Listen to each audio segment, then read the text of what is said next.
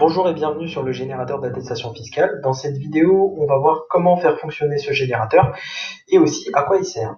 Alors, comme vous savez, le, euh, chaque société de service à la personne se doit chaque année de transmettre à chacun de ses clients une attestation fiscale annuelle qui ressemble à ça. Donc, il va devoir recenser chacune des interventions avec les intervenants, etc., qui ont été réalisées chez lui ou elle, et ça va servir notamment de justificatif en cas de contrôle fiscal. Et donc, ce petit logiciel va nous permettre de faire ça de manière automatique, donc de générer pour chacun de nos clients d'un seul coup toutes les attestations fiscales. Alors c'est parti. Donc première chose, qu'il faut faire, il faut cliquer ici pour télécharger le modèle. En fait, c'est un fichier Excel, donc je vais l'ouvrir, qui va permettre de recenser toutes les interventions qui ont été réalisées, les informations sur vos clients et les informations sur les intervenants. Donc c'est en fait c'est toutes les informations qui vont devoir apparaître sur l'attestation fiscale. Alors, le premier onglet, la première feuille de calcul, comme vous pouvez le voir, il y en a trois. La première, elle concerne les clients. Donc, dans ce modèle-là, on peut voir qu'il y a trois clients. Donc, les numéros permettent de les différencier. Donc, bien avoir un numéro distinct pour chacun des clients. Leur nom, leur prénom, ainsi que leur adresse de logement. Donc, adresse, poste postal, ville. Et donc ça, vous allez devoir supprimer ça et vous pouvez rajouter pour chacun de vos clients. Donc vous notez les informations de blablabla, les informations pour chacun de vos clients. Donc là, moi, je vais laisser comme c'est pour notre exemple, mais vous avez simplement à modifier ça. Et donc ces clients-là, il ne faut pas que vous mettiez tous vos clients, il faut simplement que vous mettiez les clients pour lesquels vous souhaitez générer l'attestation fiscale. Bien évidemment. Ensuite, on a l'onglet intervenants. Donc ici, il faudra noter tous les intervenants qui ont intervenu chez ces clients-là. Donc les intervenants, ça peut être vos employés par exemple, ou vous si c'est vous qui réalisez directement les prestations. Et donc vous mettez les noms, les prénoms et les numéros de sécurité sociale. Et puis finalement, dernier onglet, c'est l'onglet intervention.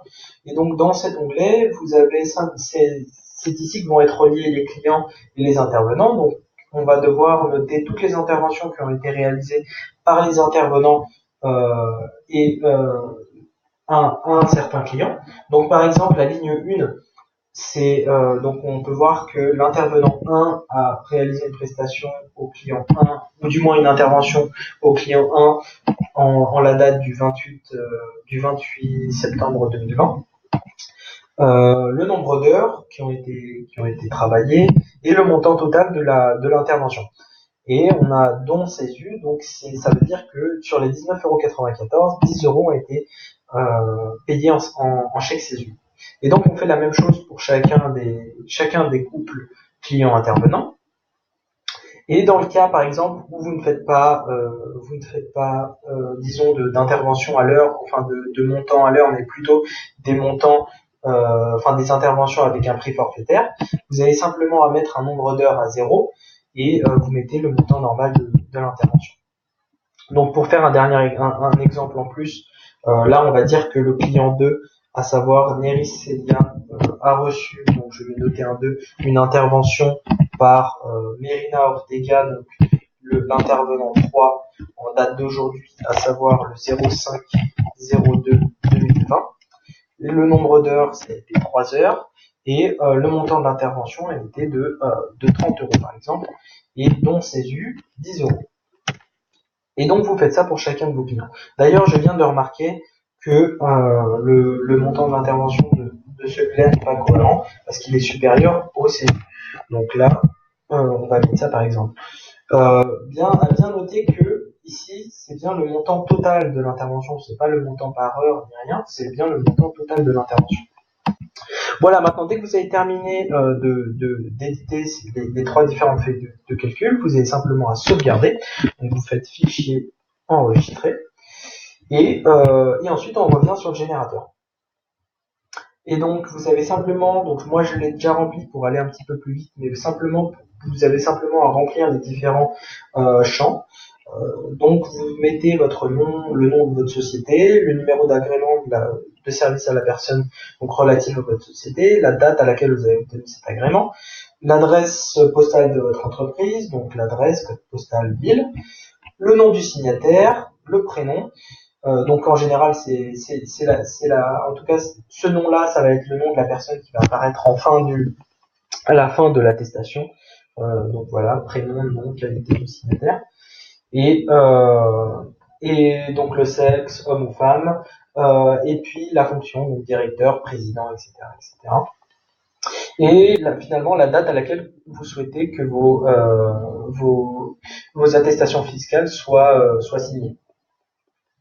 Donc ça va être la date qui va apparaître, ici. Et puis finalement, dès que tout cela est fait, vous avez simplement à choisir, du coup, à récupérer le fichier que vous venez de préparer. Donc il s'appelle modèle.xlsx. Donc moi, j'ai pas modifié le nom, mais donc il s'appelle toujours modèle.xlsx. Donc je clique sur ouvrir, j'accepte les conditions générales d'utilisation, je clique sur générer les attestations. Et on voit que il y a un fichier zip, donc un fichier compressé qui a été ouvert. Donc moi je vais faire clic droit afficher dans le dossier. Et donc là il se retrouve directement dans mon dossier téléchargement. Et vu que c'est un fichier compressé, on va devoir le décompresser. Donc pour ce faire, vous faites clic droit. Donc moi j'utilise l'extension 7zip, mais vous pouvez aussi utiliser l'extension WinRAR pour décompresser des fichiers. Donc moi je vais faire 7zip, cliquer et ensuite je vais cliquer sur extraire ici. Et donc comme on peut le voir, j'ai 3 attestations qui ont été automatiquement générées. Et donc vous pouvez faire ça avec 50, 100 clients, ça marchera tout le temps. Et donc on va aller voir par exemple une attestation, donc par exemple celle-ci. Et donc là, on voit bien tous les champs que j'ai notés, enfin en tout cas dans mon fichier, dans mon formulaire, mais aussi dans mon fichier, qui seront automatiquement remplis de manière, disons de manière bien accordée, en fonction du client.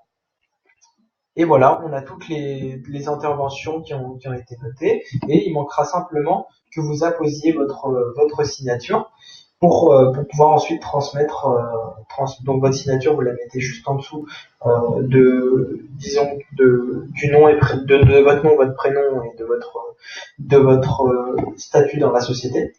Et puis vous pouvez directement transmettre ça à votre client. Et donc on peut en avoir une autre et on a le même résultat. Voilà. Voilà, ce sera tout. N'hésitez pas s'il y a des bugs ou si vous avez des questions à me contacter à cette adresse-là et je me ferai plaisir de répondre à votre question et corriger les bugs. Merci.